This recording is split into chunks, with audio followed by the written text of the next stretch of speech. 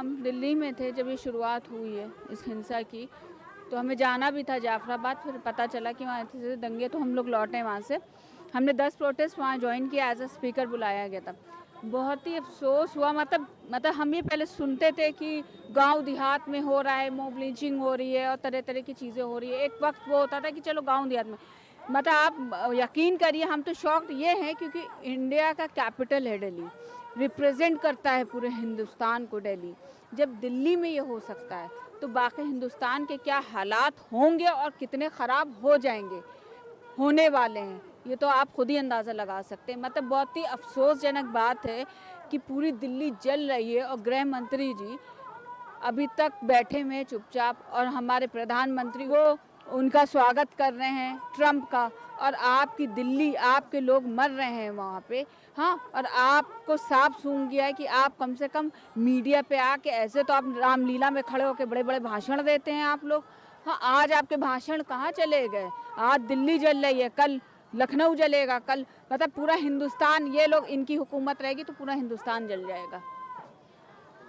Delhi high court के justice जो थे एस मुरलीधरन, उन्होंने दिल्ली पुलिस को फटकार लगाई कि जब आपके पास वीडियोस थी, भाषण थी, बिल्कुल, तो आप लोगों ने कार्रवाई क्यों नहीं की? उसके बाद बीती रात में उनका तबादला कर दिया जाता है। किस तरीके से? देखिए ये तो इनकी राजनीति है। हमेशा किसी को ये मरवा देते हैं, किसी का तबादला करा देते हैं। जो ये हक की बात करता है, जो सच का साथ देता है, उसका आखिरी में जैसे फिल्मों में दिखाते हैं ना कि वो मरवा दिया गया, तबादला हो गया, तो ये लोग भी उसी उसमें चल रहे हैं कि हक की बात करने को दबाते हैं। आवाज़ उठती है तो उसको दबाया जाता है, तो उनके साथ ये तबादला करा देंगे, मार देंगे इनके पास, क्योंकि कोई और ऑप्शन है ही नहीं। ये खुद, क्योंकि इनकी हुकूमत में ये सब हो रहा है, कहीं ना कहीं ये दोषी हैं, पूरी तरह दोषी हैं, तो ये क्या बोलेंगे?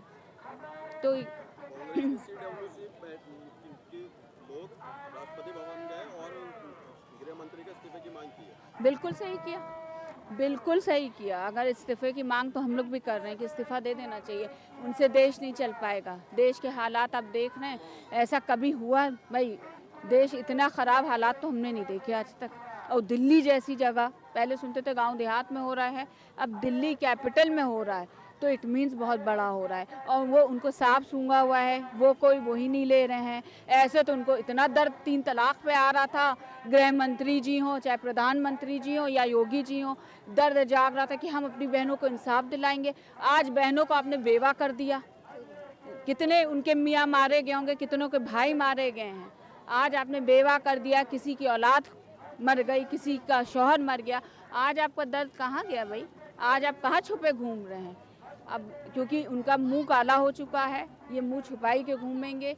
ये कई तरह का फ्रस्ट्रेशन है भाई। इनको करंट ये लगा रहे थे, इन्हीं के लग गया ये करंट। अब इतना बड़ा हादसा होता है, विद प्लानिंग हुआ है, ये तो बात सही है। जो भी किया है दिल्ली में, ये साजिश के ही तहत पे हुआ है।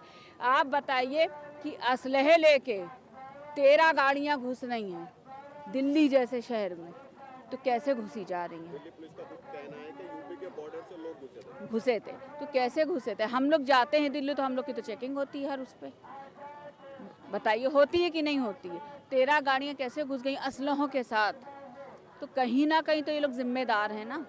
और अगर हम इनसे निवेदन करते हैं कि अपनी राजनीति, अपनी रोटी सेकने के लिए हिंदुस्तान को ना जलाएं।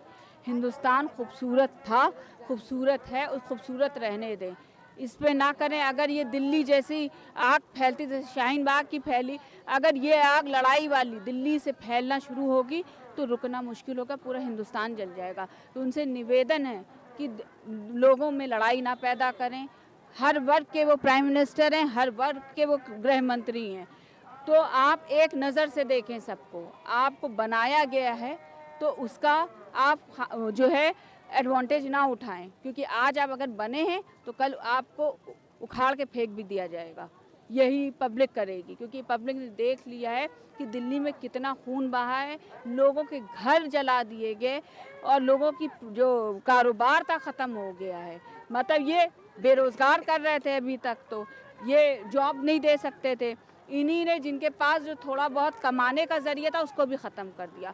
ये सरकार ऐसी सरकार है जिस पे आदमी थूके भी तो कम है। ये ऐसी सरकार है। Thank you.